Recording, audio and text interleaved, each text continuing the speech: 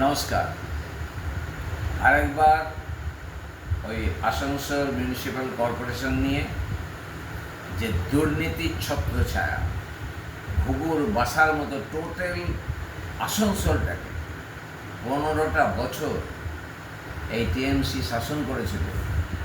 কী ধরনের দুর্নীতি, প্রতিটি রন্ধে রন্ধে কী ধরনের অফিসারদের অত্যাচার, আর মানুষকে কত রকম অত্যাচার সহ্য করতে হয়েছে, কিভাবে তারা অত্যাচারিত হয়েছে একটু একটু করে উপস্থাপনা হয়েছে। আপনাদের জেনে রাখা দরকার কেন মানুষ আজকে এদের বদল করে দিল।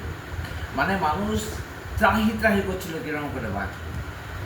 আমি এই উপস্থাপন করবার আগে আমি এএমসিতে বহুবার গেছি, মানে একজন দর্শক হিসেবে বলুন, আর সাধারণ মানুষের কী কষ্ট হয় তখন দেখেছি। তখন মুখ খুলে আমরাও কিছু বলতে পারতাম না, দেখতাম, বাসে করে আবার চলে আসতাম। আর এই রানীগঞ্জ ইত্যাদি এলাকা, জামুরিয়া, পাণ্ডবেশ্বর, এইসব এলাকাগুলো দেখতাম যে কীভাবে মানুষকে এরা কষ্টটা দিয়েছে 15টা বছর। যেহেতু আমি রানীগঞ্জে থাকি, রানীগঞ্জের কথাই বলি। রানীগঞ্জে আমাদের যে বড়টু একজন অপদার্থ মানুষকে জোর করে, মানে তোষণের রাজনীতি করে তাকে বসিয়েছিল চেয়ারম্যান করে। সে না জানে কোনো পড়াশোনা, না কিছু বোঝে, তাকে নিয়ে মানুষকে এত কষ্ট ভোগ করতে হয়েছে। কেউ বার্থ সার্টিফিকেট নেবে, কারোর ট্রেড লাইসেন্স আছে, কারোর কোনো রকম ঝামেলা ইত্যাদির জন্য লোকে যায় মিউনিসিপ্যালিটিতে। ঘরে ট্যাক্স বেড়ে গেছে কেন, এটা হচ্ছে, ওখানে ছাপা হয় না কেন, প্রতিটা ক্ষেত্রে বলতো পয়সাটা এখানে জমা করুন আর এখানে অ্যাপ্লিকেশনটা দিন, আর এর উত্তরটা নেবেন আপনারা এএমসি, মানে আসানসোল। এবার চিন্তা করুন, একটা বয়োবৃদ্ধ লোক বা মহিলা বা শরীর তার চলে না এমন কোনো লোক যারা গেছে, তাদের পক্ষে ওই অত দূরে যেয়ে কাজ করানো কি সম্ভব ছিল? সম্ভব হতে পারে না, কিন্তু মানুষ গেছে। আর এইটাই অত্যাচার। মানুষ গেছে, লেফট বন্ধ সবসময়, লেফট কাজ করছে না, কেননা মানুষ যেন ওপরে না যায়। মানুষকে সেই সিঁড়ি দিয়ে দিয়ে যেতে হয়েছে, সিঁড়ি দিয়ে যেয়ে ঘন্টার পর ঘন্টা, এমন এমন এক একটা কেস আছে যেখানে পয়সা পাবে না, গরিব লোক এসেছে, তাদের ইচ্ছে করে 5-6 ঘন্টা বসিয়ে দেবে।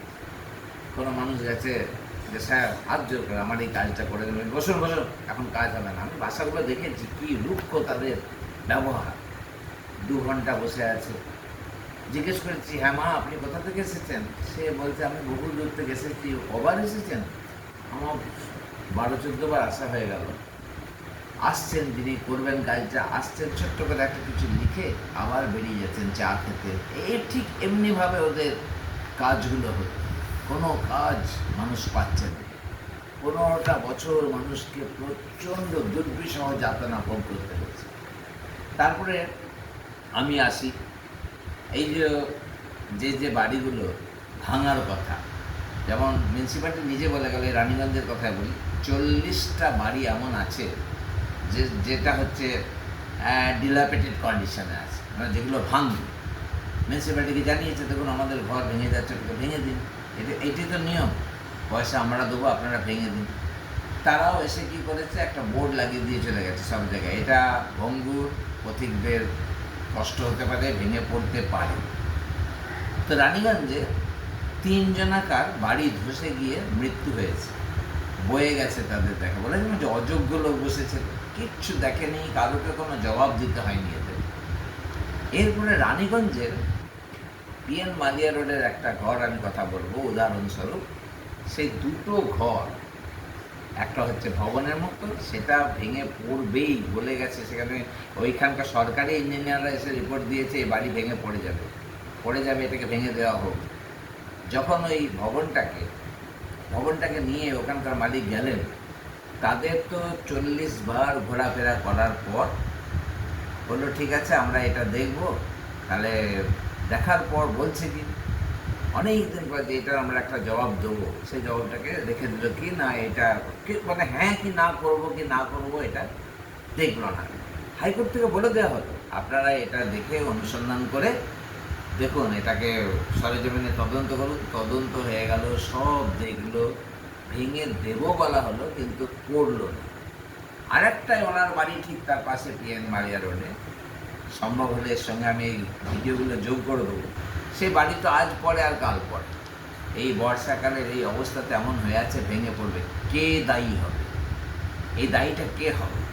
তখন আমরা বলেছিলাম যে এই যে বাড়িগুলো ভেঙে পড়বে দায়ী কে হবে? কোনো উত্তর নেই। ওই যে বলেছিলাম টাকাসের খাজা, টাকাসের ভাজা, ওর কাছে সব, মানে মুখ্য একজন যদি আমাদের চেয়ারম্যান হয়, একদম মুখ্য।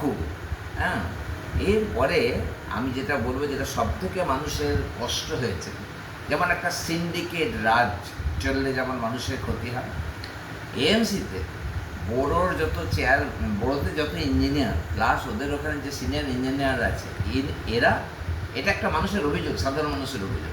আর ওখানে যিনি ল অফিসার, যিনি সর্বময় কর্তা হিসেবেই এতটা বছর চালিয়ে এসেছেন, তিনি এগুলোকে হ্যান্ডেল করেন, কোনো কাজ করতে দেন না, দুপক্ষকে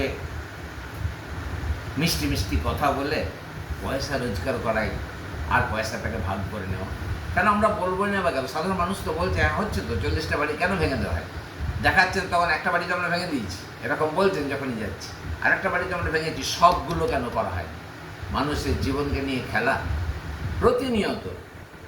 একটা এর আগের প্রতিবেদনে আমি বলেছিলাম যে একটা খাটাল আছে, সেই খাটালটার জন্য মানুষ, প্রায় 100 মানুষ লিখিতভাবে অভিযোগ করলো, যেখান থেকে ডেঙ্গু হয়েও ছিল, যে এটাকে হাটিয়ে দিন। সুপ্রিম কোর্ট বলছে খাটাল চলবে না। বিচারপতি, কলকাতা হাইকোর্টের বিচারপতি, তিনি বললেন খাটাল সরিয়ে দিতে হবে, রুখে দেওয়া হবে। কিন্তু বারবার ওই ব্যক্তিটি, ওই ল অফিসারটি নিজেকে মুক্ত করে রাখছে, বলছে আমাকে পিন পয়েন্ট করছেন কেন? আমাকে বেশি কিছু বললে আমি মানহানি মামলা করবো। আপনার মান আছে যে আপনি মানহানি মামলা করবেন? পাবলিক বলছে, যখন নিচে নেমে আসবে, দাদা এদের কিছু হবে না, সরকার বদল হয়েছে, এই কদিন মার করে ওকে ডিম থেরাপি শুরু করুন। বাড়ি থেকে বেরাবে আর অফিসে ঢুকবে, ডিম, খালি ডিম মার। কেন? এত অত্যাচারী লোকটা। ওরা ওইখানে একটা সিন্ডিকেট খুলে রেখেছে, সিন্ডিকেট খুলে খালি পয়সা রোজগার করছে, পয়সা রোজগার করে ভাগাভাগিটা এতদিন হয়েছে। কিন্তু একটা অন্যায় তো শেষ হয়, এইবারে সেই অন্যায়টা শেষ হবে, ল অফিসারের বিচার হবে, এইসব ইঞ্জিনিয়ারদের বিচার হবে। কেমন বিচার? প্রত্যেকের ঘরে ইডি যাবে, কীভাবে ওরা এত এত টাকা করেছে। একজন আমাদের রানীগঞ্জে থাকতেন, তিনি ট্রান্সফার হয়ে এএমসিতে এসেছেন, তার আমরা শুনেছি 3-4টে তিনি নাকি ঘর করে রেখেছেন। কীভাবে হয়? কত বেতন খরচ বাদ দিয়ে এই 15 বছরের ভেতরে 3-4টে করে সব ঘর করেছে। প্রচুর প্রচুর সোনা, দেখছেন তো টিএমসি নেতাদের ঘর থেকে একজনকার 22 কোটি টাকা, 15 কেজি সোনা, কারোর 5 কেজি সোনা, এইগুলো মানুষের রক্ত শোষণ করে এরা রোজগার করেছে। আমরা পাবলিক তো তৈরি হয়ে আছে, এবার বদলটা হবেই, কিন্তু বদল হলেই শুধু চলবে না। আমরা চাই এই সব যোগ যারা মানুষকে রক্ত চুষে খায়, এদের বিচার হোক। নমস্কার।